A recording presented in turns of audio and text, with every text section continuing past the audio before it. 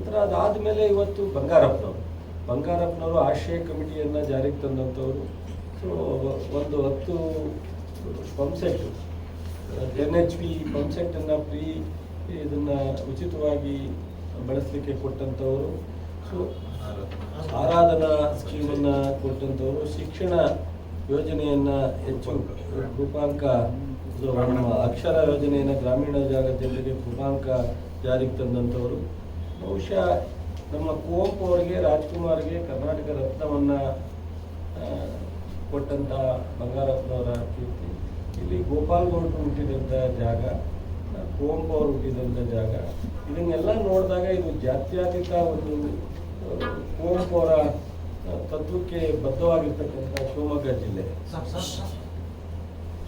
ಜಿಲ್ಲೆ ಇವತ್ತು ಬಂಗಾರಪ್ಪನವರ ಸೊಸೆ ಮಗಳು ಒಂದು ಕಡೆ ಆದರೆ ರಾಜ್ಕುಮಾರ ಮಗಳು ಒಂದು ಕಡೆ. ಈ ರಾಜ್ಕುಮಾರರ ಸೊಸೆ ಬಂಗಾರಪ್ಪನವರ ಮಗಳು ಇವೆರಡೂ ನಮಗೆ ಈ ಜಿಲ್ಲೆಯ ಒಂದು ರಾಜಕಾರಣದ ಹೋರಾಟದ ಹಿನ್ನೆಲೆಯಲ್ಲಿ ಇವತ್ತು ಕಾಗೋಡು ತಿಮ್ಮಪ್ಪನವರು ಅಗ್ರಿಕಲ್ಚರ್ ಯೂನಿವರ್ಸಿಟಿಗೆ ನಾನು ಮೊನ್ನೆ ಹೋಗಿದ್ದೆ ಘಟಿಕೋತ್ಸವ ಮಾಡೋ ಸಂದರ್ಭದಲ್ಲಿ. ಸೊ ಘೋಷಣೆ ಮಾಡಿದವರು ನಮ್ಮ ಯಡಿಯೂರಪ್ಪನವರಿತ್ತು, ನಾನಿಲ್ಲ ಅಂತ ಹೇಳಲ್ಲ. ಆದರೆ ಘೋಷಣೆ ಮಾಡಿದ ತಕ್ಷಣ ಅದು ಕಂಪ್ಲೀಟ್ ಆಗಲ್ಲ. ಘೋಷಣೆ ಅಂದರೆ ಅಟ್ಲೀಸ್ಟ್ 70% 80% ಅದಕ್ಕೆ ಎಲ್ಲ ಥರದ ಇನ್ಫ್ರಾಸ್ಟ್ರಕ್ಚರ್ ಕೊಟ್ಟಿದ್ರೆ, ಉದ್ಘಾಟನೆ ಯಾರಾದರೂ ಬಂದು ಮಾಡಿದರೆ ಅದು ಕೀರ್ತಿ ಪೂರ್ತಿ ಯಾರು ಮಾಡಿದರೆ 80% ಅವ್ರಿಗೆ ಹೋಗುತ್ತೆ, ಕಂಟಿನ್ಯೂ ಮಾಡಿದವ್ರಿಗೆ ಸ್ವಲ್ಪ ಮಟ್ಟಿಗೆ ಕೀರ್ತಿ ಸಿಗ್ಬೋದು. ಆದರೆ ಘೋಷಣೆ ಮಾತ್ರ ಅಲ್ಲ ಆಯಿತು, ನಿಜವಾದಂಥ ಅದಕ್ಕೆ ಹಣ ಕೊಟ್ಟವರು, ನಿಜವಾದಂಥ ಜಾಗ ಹುಡುಕೊಟ್ಟವರು, ಅಗ್ರಿಕಲ್ಚರ್ ಯೂನಿವರ್ಸಿಟಿನ ಸಮರ್ಪಣೆ ಮಾಡಿದಂಥವ್ರು ಕಾಗೋಡು ತಿಮ್ಮಪ್ಪ ಮತ್ತು ಸಿದ್ದರಾಮಯ್ಯ. ನಾನು ಅಲ್ಲಿ ಹೋದಾಗ ಇತಿಹಾಸವನ್ನು ಕೇಳಿದೆ. ನಾನು ಅಗ್ರಿಕಲ್ಚರ್ ಮಿನಿಸ್ಟರ್ ಆಗಿ ಹೋದಾಗ ಹೇಗೆ ಏನು ಯಾರ ಕಾಲದಲ್ಲಿ ಬಂತು, ಎಷ್ಟು ಹಣ ಬಂತು, ಯಾವ ರೀತಿ ಬಂತು ಅಂದಾಗ ಬಹುಶಃ ಘೋಷಣೆ ಮಾಡಿ 1 ವರ್ಷದವರೆಗೂ ಯಾವುದೇ ಹಣ ಬಿಡುಗಡೆ ಆಗಿರಲಿಲ್ಲ. ಘೋಷಣೆ ಆದಮೇಲೆ ಕಾಗೋಡು ತಿಮ್ಮಪ್ಪನವರು ಮತ್ತು 13ರಲ್ಲಿ ಸಿದ್ದರಾಮಯ್ಯನವರು ಮುಖ್ಯಮಂತ್ರಿ ಆದಾಗ ಒಂದು ಜಾಗವನ್ನು ಐಡೆಂಟಿಫೈ ಮಾಡಿ ನಂತರ ಸಿದ್ದರಾಮಯ್ಯನವ್ರ ಹತ್ರ ಹಣ ಬಿಡುಗಡೆ ಮಾಡಿಸಿ ಸಿದ್ದರಾಮಯ್ಯನವರು ಕಾಗೋಡು ತಿಮ್ಮಪ್ಪನವರು ಮೇಜರ್ ಆಗಿ ಈ ಅಗ್ರಿಕಲ್ಚರ್ ಯೂನಿವರ್ಸಿಟಿ ಮತ್ತು ಹಾರ್ಟಿಕಲ್ಚರ್ ಯೂನಿವರ್ಸಿಟಿ ಬರಲಿಕ್ಕೆ ಕಾರಣ ಅಂತ. ಬಹುಶಃ ಯಡಿಯೂರಪ್ಪನವರು ಪ್ರಾರಂಭ ಮಾಡೋದಕ್ಕೆ ಘೋಷಣೆ ಮಾಡಿದ್ರು ಅದು ಕೀರ್ತಿ ಹೆಚ್ಚಿನ ಭಾಗ ಕಾಗೋಡು ತಿಮ್ಮಪ್ಪನವ್ರಿಗೆ ಮತ್ತು ಇವರಿಗೆ ಸೇರ್ತಕ್ಕಂಥದ್ದು. ಸೊ ನಾವು ಕಾಂಗ್ರೆಸ್ ಪಕ್ಷ ಇಲ್ಲಿವರೆಗೆ ನಾವು ಈ ರಾಷ್ಟ್ರವನ್ನು ಏನು ಸ್ವತಂತ್ರವನ್ನು ಬಂದಾಗ ಮಹಾತ್ಮ ಗಾಂಧಿಯವರು, ಶಾಸ್ತ್ರಿಯರು, ನೆಹರೂರು ನಾವು ಏನು ನಮಗೆ ಮಾರ್ಗದರ್ಶನ ಮಾಡಿದ್ರು ಅದನ್ನು ಇಲ್ಲಿವರೆಗೂ ಸಹ ನಮ್ಮ ಕಾಂಗ್ರೆಸ್ ಪಕ್ಷ ಗೌರವಯುತವಾಗಿ ಅದೇ ರೀತಿ ನಡೆಸ್ಕೊಂಡ್ಬಂದಿರೋದಲ್ಲದೆ ಅನೇಕ ಅಭಿವೃದ್ಧಿಗಳಲ್ಲಿ ರಾಷ್ಟ್ರ ಮಟ್ಟದ ಅಂತಾರಾಷ್ಟ್ರ ಮಟ್ಟಕ್ಕೆ ಇವತ್ತೇನಾದ್ರು ತೊಗೊಂಡೋಗಿದ್ರೆ ಕಾಂಗ್ರೆಸ್ ಪಕ್ಷ. ಈ 10 ವರ್ಷದಲ್ಲಿ ಮೋದಿಯವರು ಯಾವುದಾದ್ರು ಒಂದು ಗಮನ ಸೆಳೆಯುವಂಥ ಅಥವಾ ಜನರಿಗೆ ಅನುಕೂಲ ಆಗುವಂಥ ಅಥವಾ ಅಂತಾರಾಷ್ಟ್ರೀಯ ಮಟ್ಟಕ್ಕೆ ನಮ್ಮ ರಾಷ್ಟ್ರವನ್ನು ತಗೊಂಡೋಗುವಂಥ ಮಟ್ಟದ್ದು ಯಾವುದನ್ನು ಸಹ ನಾವು ಗಮನ ಸೆಳೆಯೋಕ್ಕಾಗಲಿಲ್ಲ.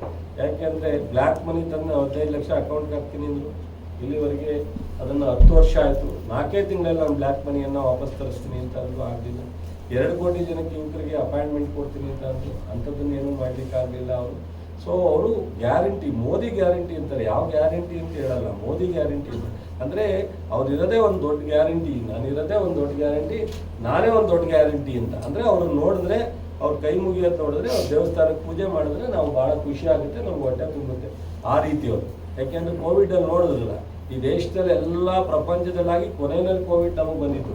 ಬಹುಶಃ ಅಷ್ಟೊತ್ತಿಗೆ ಟೆಕ್ನಾಲಜಿ ಎಷ್ಟು ಫಾಸ್ಟ್ ಇರಬೇಕಾಗಿತ್ತು. ನಮ್ಮ ದೇಶದಲ್ಲಿ ಏನೇನು ಅನಾಹುತ ಆಯಿತು ಅದರಲ್ಲಿ ಪೂರ್ಣ ಪ್ರಮಾಣದಲ್ಲಿ ರಕ್ಷಣೆ ಮಾಡೋಷ್ಟು ನಾವು ಬುದ್ಧಿವಂತರಾಗ್ಬೋದಾಗಿತ್ತು. ಸೊ ಅದಲ್ಲದೆ ಪಕ್ಕದ ಅನೇಕ ದೇಶಗಳು, ರಾಜ್ಯಗಳು ಏನೆಲ್ಲ ಫ್ರೀ ಈ ಕೋವಿಡ್ನಲ್ಲಿ ಜನ್ಮ ರಕ್ಷಣೆ ಮಾಡಿದ್ರು. ಈ ದೇಶದಲ್ಲಿ ಅನೇಕರ ಸಂಸಾರಗಳು, ಮನೆಗಳು, ಆಸ್ತಿಗಳು ಕಳ್ಕೊಂಡು ಭಾಳಷ್ಟು ತೊಂದರೆಯನ್ನು, ಪ್ರಾಣಹಾನಿಗಳಾದದನ್ನು ನೋಡಿದ್ವಿ. ಇಂಥ ಒಂದು ಕೋವಿಡ್ ಸಂದರ್ಭದಲ್ಲೂ ಸಹ ಜನರ ಸಹಾಯಕ್ಕೆ ಬರದೇ ಇರತಕ್ಕಂಥ ಇವತ್ತಿನ ಪ್ರಧಾನಿಗಳಾಗಲಿ, ಸರ್ಕಾರ ಆಗಲಿ, ಅವರು ಚುನಾವಣೆ ಮಾಡಲಿಕ್ಕೆ ಭಾಳ ಬುದ್ಧಿವಂತರಿದ್ದಾರೆ. ಕಮ್ಯುನಲ್ ಇಶ್ಯೂ ತರೋದು ಅಥವಾ ಜಾತಿ ಇಶ್ಯೂ ತರೋದು, ಹಿಂದೂ ಇಶ್ಯೂ ತರೋದು, ಇಂಥದ್ದನ್ನು ಬಹುಶಃ ಇಲ್ಲಿ ಯಾರೂ ಸಹ ಆ ಹಿಂದುತ್ವ ಅಥವಾ ವಿರೋಧ ಇಲ್ಲ. ಸುಮ್ಮನೆ ಅದನ್ನು ಚುನಾವಣೆಗೆ ಏನು ಬೇಕೋ ಅದನ್ನು ಉಪಯೋಗಿಸ್ತಾರೆ. ಹಾಗಾಗಿ ಬಹುಶಃ ಶಿವಮೊಗ್ಗದಲ್ಲಿ ಈ ಗಾಳಿ ಬೀಸಬೇಕು. ಕುವೆಂಪು ಅವರ ಒಂದು ತತ್ವ ಸಿದ್ಧಾಂತಕ್ಕೆ ಬದ್ಧರಾಗಿರ್ತಕ್ಕಂಥ ಈ ಜಿಲ್ಲೆ ಜನ, ನಾನು ಬಹುಶಃ ರಿಕ್ವೆಸ್ಟ್ ಮಾಡ್ತೀನಿ, ಈ ಗಾಳಿ ಬೀಸಬೇಕು. ಮತ್ತು ನಾವು 5 ಗ್ಯಾರಂಟಿ ಏನಿದೆ ಇವತ್ತೇನಾದರೂ 5 ಗ್ಯಾರಂಟಿಯನ್ನು ನಾವೇನಾದರೂ ಕೊಡದೇ ಇದ್ದಿದ್ರೆ, ಸೊ ಈ ರಾಜ್ಯದಲ್ಲಿ ಈ ಬರಗಾಲದಲ್ಲಿ ಈ ಸಮಸ್ಯೆನಲ್ಲಿ ಜನರು ಏನೆಲ್ಲ ನೋವನ್ನು ಅನುಭವಿಸ್ಬೇಕಾಗಿತ್ತು ಅನ್ನೋದು ಪ್ರತಿಯೊಬ್ಬರಿಗೂ ಗೊತ್ತಿದೆ. ಕನಿಷ್ಠ ಮನೆಗೆ 4 ರಿಂದ 5 ಸಾವಿರ ದುಡ್ಡು ಪ್ರತಿ ಮನೆಗೆ ತಲುಪುತ್ತೆ. ಏನಾದರೂ ಸಣ್ಣ ಗ್ಯಾರಂಟಿ ಅಲ್ಲ. 2,000 ರೂಪಾಯಿ ಮನೆಗೆ ಬರ್ತಕ್ಕಂಥದ್ದು ಇರ್ಬೋದು, ಕರೆಂಟ್ ಫ್ರೀ ಇರ್ಬೋದು, 10 kg ಅಕ್ಕಿ ಇರ್ಬೋದು, ಬಸ್ ಚಾರ್ಜ್ ಫ್ರೀ ಇರ್ಬೋದು, ಯುವನಿಧಿ ಇರ್ಬೋದು. ಜೊತೆಗೆ ಅದಕ್ಕಿಂತ ಮುಖ್ಯವಾಗಿ ಇವತ್ತು ಕೇಂದ್ರದಲ್ಲಿ ರಾಹುಲ್ ಗಾಂಧಿಯವರು, ನಮ್ಮ ಮಲ್ಲಿಕಾರ್ಜುನ್ ಖರ್ಗೆ ಅವರು 25 ಗ್ಯಾರಂಟಿಯನ್ನು ಘೋಷಣೆ ಮಾಡಿದ್ದಾರೆ. ಅದರಲ್ಲಿ ಪ್ರಮುಖವಾಗಿ ನೋಡಿ 16 ಲಕ್ಷ ಕೋಟಿಯನ್ನು ಬಂಡವಾಳಿ ಸಹಾಯಗಳಿಗೆ ಸಾಲ ಮನ್ನಾ ಮಾಡಿದ್ದಾರೆ ಮೋದಿಯವರು ಈ 10 ವರ್ಷದಲ್ಲಿ. 16 ಲಕ್ಷ ಕೋಟಿಯನ್ನು. ಆದರೆ ನಮ್ಮ ರೈತರಿಗೆ 1 ಲಕ್ಷ ಕೋಟಿ ಕೊಡೋಕ್ಕಾಗಿಲ್ಲ. ಮನಮೋಹನ್ ಸಿಂಗ್ರಿದ್ದಾಗ ಫಸ್ಟ್ ಟೈಮು 76,000 ಕೋಟಿನಲ್ಲಿ ಸಾಲ ಮನ್ನಾ ಮಾಡಿದಂಥ ಕೀರ್ತಿ ಕಾಂಗ್ರೆಸ್ ಸರ್ಕಾರ ಮನಮೋಹನ್ ಸಿಂಗ್ ಅವರು ಬರುತ್ತೆ ರೈತರಿಗೆ ಸಾಲ ಮನ್ನಾ ಮಾಡಿ. ಇವತ್ತು ನಾವು ಅದನ್ನು ಪೂರ್ಣ ಸಾಲ ಮನ್ನಾ ಮಾಡಲಿಕ್ಕೆ 3 ಲಕ್ಷ ಕೋಟಿ ಆಗ್ಬೋದು, ಪೂರ್ಣ ಸಾಲ ಮನ್ನಾ ಮಾಡ್ತೀವಲ್ಲ ಘೋಷಣೆಯನ್ನು ನಮ್ಮ ರಾಹುಲ್ ಗಾಂಧಿಯವರು, ಮಲ್ಲಿಕಾರ್ಜುನ್ ಖರ್ಗೆ ಅವರು ಘೋಷಣೆ ಮಾಡಿದ್ದಾರೆ ಕೇಂದ್ರದ ಸರ್ಕಾರ ರಚನೆ ಆದ ತಕ್ಷಣ. ಜೊತೆಗೆ ಮಹಿಳೆಯರಿಗೆ 1 ಲಕ್ಷ ವರ್ಷಕ್ಕೆ, ಅಂದರೆ 8,500 ಒಂದು ಕುಟುಂಬಕ್ಕೆ. ನಾವೇನು 2,000 ಕೊಡ್ತಾ ಇದ್ದೀವಿ, ಅದೇ ರೀತಿ 8,500 ಪ್ರತಿ ಕುಟುಂಬಕ್ಕೆ ಕೊಡ್ತಕ್ಕಂಥ ಯೋಜನೆಯನ್ನು ಘೋಷಣೆ ಮಾಡಿದ್ದಾರೆ. ಅಲ್ಲಿಗೆ 8,500 + 2 10,000 ಒಂದು ಕುಟುಂಬಕ್ಕೆ ಬಂದರೆ ಬಹುಶಃ ಅವರ ಜೀವನವನ್ನು ನಡೆಸಲಿಕ್ಕೆ ಎಷ್ಟು ಸುರಕ್ಷಿತವಾದಂಥ ಒಂದು ವಾತಾವರಣ ಸೃಷ್ಟಿಯಾಗುತ್ತೆ. ಅದರ ಜೊತೆಗೆ ಸಾಕಷ್ಟು ಈ ಒಂದು ಕಾರ್ಮಿಕರಿಗೆ ವಿಮಾ ಯೋಜನೆಯನ್ನು ಕೊಡ್ತಕ್ಕಂಥದ್ದು, ಸ್ಟೈಪೆಂಡ್ 8,000 ಯುವಕರಿಗೆ ಕೊಟ್ಟು, ಮತ್ತು ಏನು ಔಟ್ಸೋರ್ಸು ಮತ್ತು ಬೇರೆ ಬೇರೆ ರೀತಿಯಲ್ಲಿ ಅಪಾಯಿಂಟ್ಮೆಂಟ್ ಮಾಡ್ತಾ ಇದ್ದೀವಿ, ಅದನ್ನೆಲ್ಲ ಸರಿಪಡಿಸಿ ನಾವು ಪರ್ಮನೆಂಟ್ ಅಪಾಯಿಂಟ್ಮೆಂಟ್ ತೊಗೊಳ್ಳೋವಂಥ ಒಂದು ಯೋಜನೆಯನ್ನೇ ತರ್ತೀವಿ ಅಂತ ಹೇಳಿ ಘೋಷಣೆ ಮಾಡಿದ್ದಾರೆ.